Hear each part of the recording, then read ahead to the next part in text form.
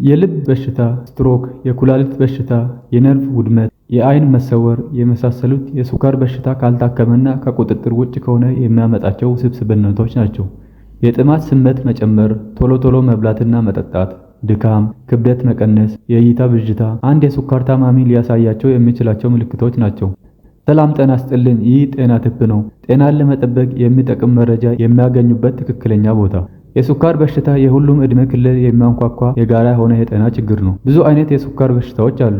የስኳር አይነት 2 ወይም ታይፕ 2 ዲያቤትስ ማልተስ የሚባለው በአብዛኛው የተለመደ የስኳር በሽታ አይነት ነው። እንደ አውሮፓውያን አቆጣጠር በ2022 በዓለም ጤና ድርጅት ወይም WHO በተደረገ ጥናት መሰረት ወደ 830 ሚሊዮን ሰዎች ከዚህ የጤና እክል ጋር እንደሚኖሩ ገልጿል። ስርጭቱ በዝቅተኛና መካከለኛ ገቢ ካላቸው አገራት እየጨመረ እንደመጣ ያሳያል። ከግማሽ በላዮቹ መድኃኒት እንደማይወስዱ ጥናቱ ይጠቁማል። የስኳር በሽታ መታከም የሚችል ነው። የሚያስከትለውም ውጤት በአመጋገብ፣ በአካል ብቃት እንቅስቃሴ፣ በመድኃኒት፣ ቋሚ በሆነ ምርመራ እና የውስብስብነት ሕክምና መቅረፍና ማዘግየት የሚቻል ነው። ከቪዲዮ መጨረሻ አብራችሁ ከኛ ጋር ከቆያችሁ ስለ ስኳር ህመም ምንነትና አይነቶች፣ ስለሚያሳያቸው ምልክቶች፣ የስኳር ህመም መኖሩንና ከሌሎች የበሽታ አይነቶች ለመለየት ለሚደረግለት ምርመራ፣ ተጋላጭ የሚያደርጉ ምክንያቶችና ስለሚያመጣቸው ውስብስብነቶች፣ ህክምናና የመከላከያ መንገዱን ጨምሮ ሌሎች ርዕሰ ጉዳዮችን ይዤ ወደ እናንተ መጥቻለሁ። ቻናሉን ያልተቀላቀላችሁ ሳብስክራይብ በማድረግ ቤተሰብ እየሆናችሁ የሚለቀቁ ቪዲዮዎች ያሳውቁኝ መልእክት ወይም ኖቲፊኬሽን እንዲደርሳችሁ የደወል ምልክቷን መጫን አትዘንጉ።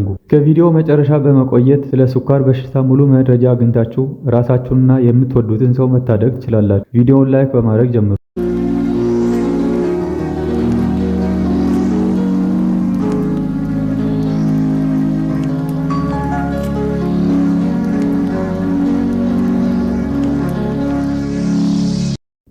የስኳር በሽታ ማለት በሰውነታችን ውስጥ ያለው ስኳር ወይም ግሉኮስ የሚባለው ንጥረ ነገር በተገቢው መንገድ ካለመጠበቅ ጋር ተያይዞ የሚፈጠርና የስኳር መጠንም ከልክ በላይ የሚሆንበት የንጥረ ነገሮች ስርዓተ ክዋኔ ችግር ወይም ሜታቦሊክ ዲስኦርደር ውጤት ነው።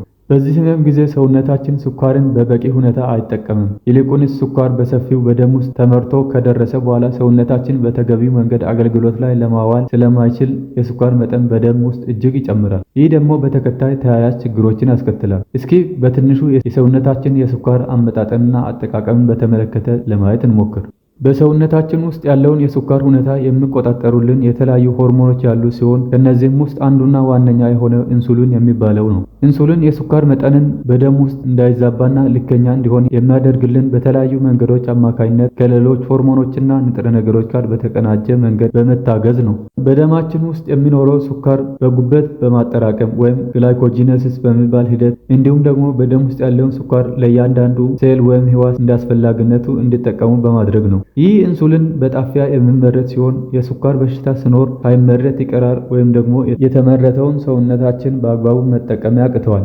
ግሉኮስ ወይም ስኳር የሰውነታችን የጉልበት ምንጭ ሲሆን ይህ ከበላነው ምግብና መጠጥ በደማችን አማካኝነት ለሰውነታችን ጥቅም ላይ እንዲውል ሆርሞኖች ጉልህ ሚናን ይጫወታሉ። ለዚህ ደግሞ ኢንሱሊን ቀዳሚ ተጠቃሽ ነው። ጣፊያ በቂ ኢንሱሊን ካላመረተ ወይም ሰውነታችን በተቀናጀ ሁኔታ ካልተጠቀመ ወደ ህዋስ ወይም ሴል መድረስ የነበረበት ግሉኮስ እዛው ደማችን ውስጥ ይዘዋወራል። የስኳር ህመም እንደየምክንያቱ ልዩ ልዩ ክፍፍል ያለው ሆኖ ችግሩም የሚከሰተው በብዙ አይነት ምክንያቶች ቢሆንም እንኳ ቅሉ ዋነኞቹ መንገዶች የሚከተሉት ውስጥ በአንደኛው ምድብ ይጠቃለላሉ። የመጀመሪያው ቆሽት ወይም ፓንክሪያስ ውስጥ የሚገኘው ህዋስ ወይም ቤታ ሴሎች በልዩ ልዩ ምክንያትነት በመጎዳታቸው ኢንሱሊን የሚባለው ጠቃሚ ሆርሞን ስለማያመርቱ ሙሉ በሙሉ የኢንሱሊን መጠን ማጣት ወይም አብሶሊት ኢንሱሊን ዲፊሽንሲ ያጋጥመዋል። ይህ አይነት 1 ወይም ታይፕ 1 ዲያቤትስ ማልተስን ያስከትላል። አይነት 2 ወይም ታይፕ 2 ዲያቤትስ ማልተስ የሚባለው የሰውነታችን ኢንሱሊን ጥቅም የማይሰጥ ወይም ኢንሱሊን ሬዚስታንስ ከመሆኑም በላይ አንዳንድም የኢንሱሊን መጠንን መቀነስ አብሮ የሚከሰትበት መንገድ ነው። ሶስተኛው ሌሎች ልዩ ልዩ የስኳር ህመም ምድቦች ሲሆን በህክምናው አዘር ስፔሲፊክ ታይፕ ኦፍ ዲያቤትስ እንላቸዋለን። በርከት ያሉ የውስጥ ክፍሎች ሲኖሩ እንዲህ በጨረፍታ አብረን በትንሹ ለማየት እንሞክር። በዚህ ስር ያለው የመጀመሪያው የቤታ ሴሎች ዘረመላዊ የማዋዘር ችግር ወይም ጄኔቲክ ዲፌክት ኦፍ ቤታ ሴልስ እና የኢንሱሊን ሆርሞኖች የውርስ ህመም ችግር ወይም ጄኔቲክ ዲፌክትስ ኦፍ ኢንሱሊን አክሽን ናቸው። በዚህ ስር ሁለተኛ ላይ የሚጠቀሰው ደግሞ በቆሽት በሽታዎች ወይም ዲዚዝ ኦፍ ኤክሶክራይን ፓንክሪያስ ለምሳሌ የቆሽት ብግነት ወይም ፓንክሪታይቲስ፣ በቀዶ ጥገና የወጣ ቆሽት ፓንክሬክቶሚ ወዘተ የመጣ የስኳር ህመም ነው። ሶስተኛው ደግሞ የሆርሞን አመንጭ እጢዎች ችግር ወይም ኢንዶክራይኖፓቲ፣ ከልክ በላይ የእድገት ህመም፣ አክሮሜጋሊ፣ እንቅርት ጤና ችግር ሃይፐርታይሮይዲዝም በዚህ ስር ይጠቀሳል። አራተኛው ለልዩ ልዩ ህመሞች ተብሎ የሚወሰዱት መድኃኒቶች የጎንዮሽ ጉዳት ምክንያት ነው። ለምሳሌ ግሉኮኮርቲኮይድ፣ ቲያዛይድ፣ የደም ግፊት እና ኩላሊት መድኃኒቶች እነ ቤታ አጎኒስት ወዘተ ለዚህ ተጠቃሽ ናቸው። የመጨረሻው ኢንፌክሽኖች ሲሆኑ የጀርመን ኩፍኝ ወይም ኮንጀኒታል ሩቤላ እና ሳይቶሜጋሊ ቫይረስ የመሳሰሉት ሁሉ ከስኳር ህመም ጋር ተያያዥነት እንዳላቸው ጥናቶች ይጠቁማሉ። ሌላኛው የስኳር በሽታ አይነት ደግሞ በእርግዝና ጊዜ የሚከሰት ስኳር ወይም ገስቴሽናል ዲያቤትስ ማልተስ ሲሆን ይህ የስኳር አለመመጣጠን ችግር ደግሞ የሚከሰተው ከበፊት ያልነበረ ችግር በእርግዝና ወቅት ነው። ነገር ግን ለዚህ ህመም ተጋላጭ ከሆኑ የስኳር አይነት 2 ወይም ታይፕ 2 ዲኤም የመከሰት እድሉ ከፍተኛ ነው። ውድ ተመልካቾቻችን ሌላ ጊዜ ስለ እያንዳንዳቸው የስኳር አይነቶች ዝርዝር መረጃ ቪዲዮ ሰርቼ እመጣለሁ። በመቀጠል የስኳር ህመም ምልክቶችን ለማየት እንሞክር። አንድ ስኳር ታማሚ ወይም ደግሞ የስኳር በሽታ አለበት ተብሎ የሚጠረጠር ሰው ከፍተኛ የሆነ የጥማት ስሜት መጨመር፣ የአፍ መድረቅ፣ ቶሎ ቶሎ መሽናት፣ የመራብ ስሜት፣ ድካም፣ የእይታ ብዥታ፣ ክብደት መቀነስ፣ በእጅና በእግር ላይ ያለ መደንዘዝና መጠስጠስ፣ ቶሎ የማይድን ቁስል የመሳሰሉት ናቸው። ብዙ ሰዎች የሚከተሉት ችግሮች ካለባቸው የስኳር ህመም ተጋላጭነታቸው ከፍተኛ ነው። ከነዚህም ውስጥ በጣም ወፍራም የሆኑ ሰዎች፣ የአካል ብቃት እንቅስቃሴ ጉድለት፣ በቤተሰብ ውስጥ የስኳር ህመም መኖር፣ የደም ግፊት፣ የኮሌስትሮል መጠን መጨመር፣ ጤነኛ ያልሆነ የአመጋገብ ስርዓት፣ ማጨስ የመሳሰሉት ለስኳር ህመም ተጋላጭነታቸው ከፍተኛ ነው።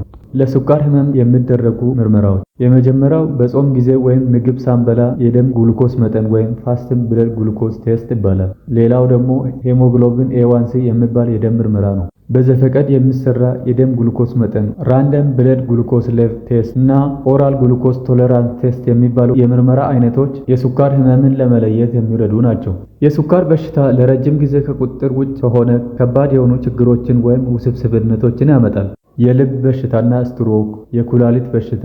የስኳር በሽታ ለኩላሊት ከጥቅም ውጭ መሆን ዋነኛ ተጠቃሽ ምክንያት ነው። የአይን ችግር፣ የደም ስኳር መጠን ከፍተኛ ሲሆን የአይን ሪትን ወይም የሬቲናን የደም ስር ይጎዳል። ይህም ወደ እይታ መሰወርና እውርነት ያመራል። አራተኛው የነርቭ ውድመት ወይም ነርቭ ዳሜጅ ሲሆን ከቁጥጥር ውጭ የሆነ የስኳር በሽታ በእጅና በእግር ላይ የነርቭ ጉዳት በማምጣት ህመም፣ መደንዘዝ፣ ድካም የመሳሰሉትን ያመጣል።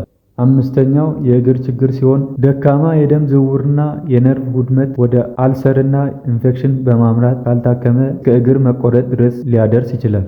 የስኳር በሽታ አያያዝና ህክምና። የስኳር በሽታ ህክምና የብዙ ነገሮች ውህደት ነው። የመጀመሪያው ጤነኛ የሆነ አመጋገብ ሲሆን ብዙ አትክልትና ፍራፍሬ መመገብ፣ ጣፋጭ መጠጦችና የታሸጉ ምግቦችን መቀነስ፣ የተለያዩ የእህል ዘሮችን ለምግብነት መጠቀም። ሁለተኛው የአካል ብቃት እንቅስቃሴ ማድረግ ነው። ይህም በትንሹ 150 ደቂቃ መካከለኛ እንቅስቃሴ በሳምንት ለማድረግ ዓላማ ማድረግ፣ ለምሳሌ የእግር ጉዞ፣ ብስክሌት መንዳት፣ መዋኘት፣ ሶምሶማ ወይም ሩጫ ማድረግ ናቸው። ሶስተኛው ደግሞ መድኃኒት ሲሆን አንዳንድ ሰዎች የደም ስኳር መጠን በታቀደው ገደብ ውስጥ ለማድረግ በሚዋጥ ክኒን ወይም ደግሞ በሚወጋ በመርፌ መድኃኒት ሊወስድ ይችላል። አራተኛው የስኳር መጠንን መቆጣጠር ነው። ይህም ግሉኮሜትሪ በሚባል መሳሪያ ከምግብ በፊትና ኋላ እየተለኩ የደም ግሉኮስ መጠንን ለማወቅ የሚረዳ እና ችግሩን ለመቅረፍ በዋናነት የምንጠቀመው የደም ስኳር ቁጥጥር አይነት ነው። የስኳር አይነት 2 ወይም ታይፕ 2 ዲኤምን የሚከተሉትን በማድረግ መቆጣጠር ይቻላል። ጤነኛ የሰውነት ክብደት መጠበቅ፣ ቋሚ የሆነ አካል ብቃት እንቅስቃሴ በማድረግ፣ የተመጣጠነ ምግብ በመመገብ፣ አለማጨስ፣ ጣፋጭ ምግቦችና መጠጦችን በማቆም፣ በጣፊያችን የተመረተውን ኢንሱሊን ወደ ሰውነታችን አገልግሎት ላይ እንዲውል ለማድረግ ይቻላል። የሌሎቹን በሌላ አይነት ችግር ስለሚመጣ በእነዚህ ነገሮች መከላከል የማይቻል ነው። የስኳር በሽታ ከባድ ነገር ግን ተገቢውን አያያዝ ከተደረገ መቆጣጠር የሚቻል ነው። ቅድመ ምርመራ፣ ጤነኛ የአኗኗር ዘይቤ፣ ተገቢ የሕክምና እርዳታ የስኳር ታማሚዎች ጤነኛ ሆኖና ለረጅም ጊዜ እንዲኖሩ ይረዳቸዋል። ውድ ተመልካቾቻችን እስከ ቪዲዮ መጨረሻ አብራችሁን ስለቆያችሁ እናመሰግናለን። ቪዲዮውን ላይክ፣ ለሚጠቅማቸው ሼር አድርጉላቸው። ለበለጠ ጠቃሚ የጤና መረጃ ቻናሉን ሰብስክራይብ ማድረግ እንዳትረሱ። በሌላ ቪዲዮ እስከምንገናኝ መልካም ጊዜን ተመኘው።